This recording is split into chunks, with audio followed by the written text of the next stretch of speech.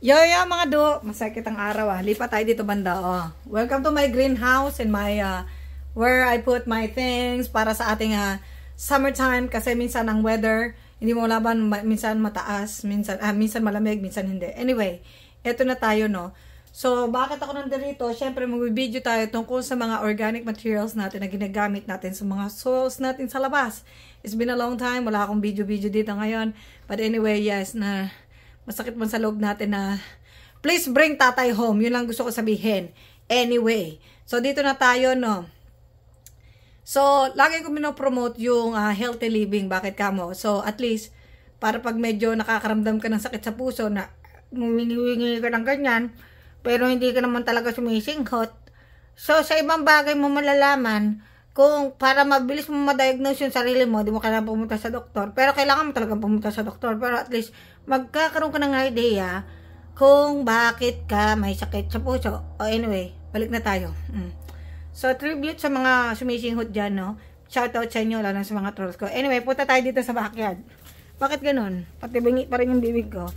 Kasi sabi niya, 10 days na lang, magparehistro na. Anyway, hindi yan topic ko doon sa mga nabubulok na bagay, no? Bakit ayaw kong bumili minsan ng tinapay sa Walmart o kaya kung saan man sa Publix o kung saan man lupalop. Eto na tayo, no?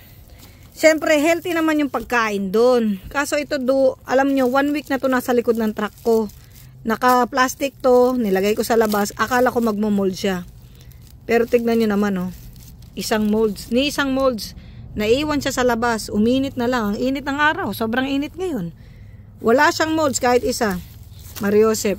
Pero kung tunay na ano lang to, tinapa, yung walang preservative, hindi to mamomolds ng bonggang-bongga, no?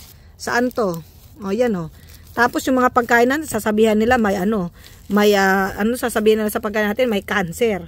Sa kanila, walang cancer na nakasulat. Pero napakaraming ingredients. Ayan, o. Sobrang dami. Saan galing? Alam mo na. O.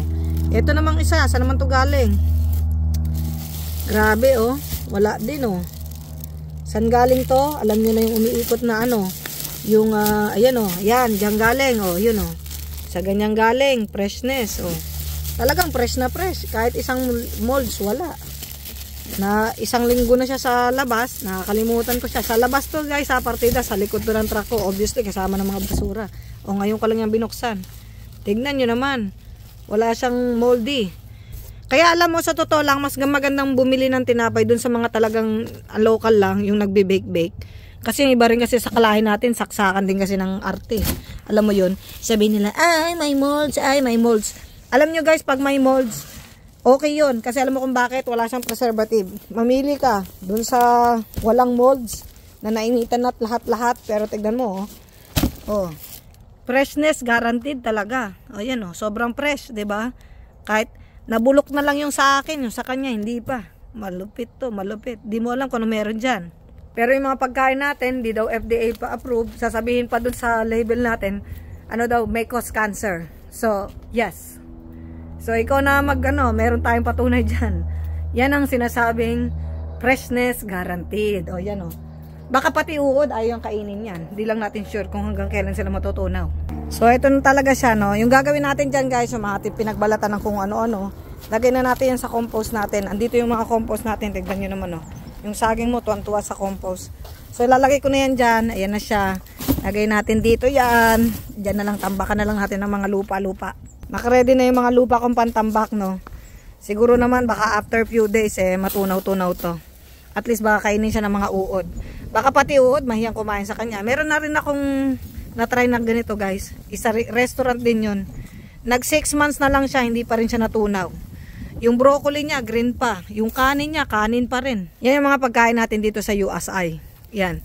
Kaya pag hindi ka gagawa ng sarili mong tinapay, asahan mo, ganyan ka rin.